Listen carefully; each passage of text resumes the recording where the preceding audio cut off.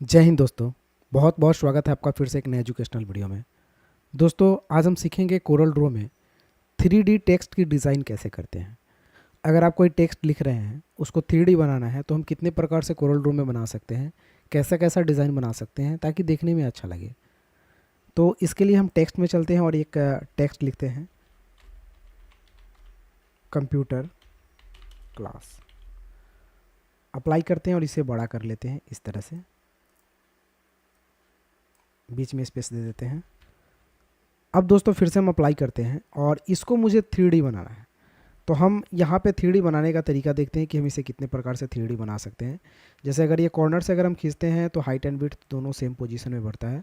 तो आप कॉर्नर आसानी से यूज कर सकते हैं जब कोई आप टेक्स्ट टाइप कर रहे हैं कोरल ड्रॉ में। तो मूव करने के लिए आप कहीं पे भी ले जाइएगा टेक्स्ट के ऊपर तो इस तरह से मूव पॉइंट बनता है, उससे आप मूव भी कर सकते हैं। हम इसका एक कलर लेफ्ट क्लिक या राइट क्लिक से कुछ इस प्रकार से कर देते हैं। कंट्रोल डी फॉर डुप्लीकेट करते हैं और इसका कलर हम इस तरह से लेफ्ट एंड राइट कर देते हैं। इसके बाद हम इसको थोड़ा सा जूम करके और यहाँ पे मिला भी सकते हैं।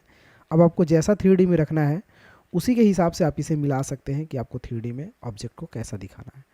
तो इस तरह से भी आप ऑब्जेक्ट को बना सकते हैं, या फिर अगर चाहिए कि मिला हुआ चाहिए तो थोड़ा सा हम इसे नीचे रखते हैं इस तरह से।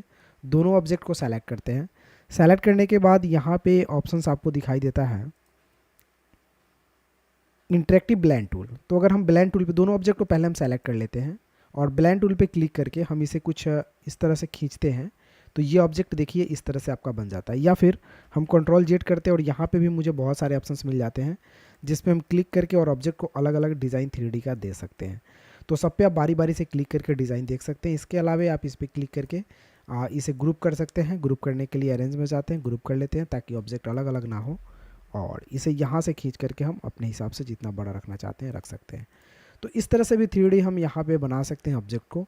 अगर आप कोई भी डिज़ाइन वगैरह कर रहे हैं तो 3D बनाना हो तो उसके लिए आप इंटरेक्टिव ब्लेंड टूल का भी इस्तेमाल कर सकते हैं, या फिर डबल लिख करके उसे एक के ऊपर एक रख करके आप इसको भी इस्तेमाल कर सकते हैं। हम इसे अगर कंट्रोल जेड कर लेते हैं तो फिर से ये नॉर्मल हो जाता है इस तरह से। तो आपको दोनों यहाँ पे ऑप्शंस मैंने बता दिए। अगर इस तरह से करना हो तो यहाँ पे करके अरेंज में जा करके ग्रुप कर लेना है, देन इसको बड़ा करना है तो ये 3D ऑब्जेक्ट आपका कुछ इस तरह से दिखाई देगा जैसा कि आपको दिख रहा। तो इस तरह से ऑब्जेक्ट अगर आपको लिखना होता है, डिज़ाइन करना होता है कभी भी कोरल ड्रॉ में, तो आप यूज़ कर सकते हैं इंटरेक्टिव ब्लेंड टूल, या फिर डबल ऑब्जेक्ट को रख करके दो कलर में उसे आप बना सकते हैं। अगर इसको ट्रांसपेरेंट वगैरह करते हैं तो इसे हम सेलेक्ट करके अरेंज में जा करके पहले ग्रुप कर लेते हैं। ग्रुप ऑलरेडी है ये, और ट्रांसपेरेंसी के लिए हम यहाँ से ट्रांसपेरेंट बटन का इस्तेमाल करते हैं। और इसको इस तरह से अगर ट्रांसपेरेंट वगैरह करना हो तो आप यहाँ पे ट्रांसपेरेंट भी कर सकते हैं इस तरह से। तो दोस्तों आज की क्लास में इतना ही, फिर मिलेंगे किसी अगले क्लास में। अगर वीडियो अच्छी लगी हो तो एक लाइक कर दीजिए और मेरे चैनल पे नए हैं तो चैनल को सब्सक्राइब कर लीजिए। फिर मिलते हैं अगले क्लास में, तब तक के लिए जय हिंद। आपका दिन शुभ हो।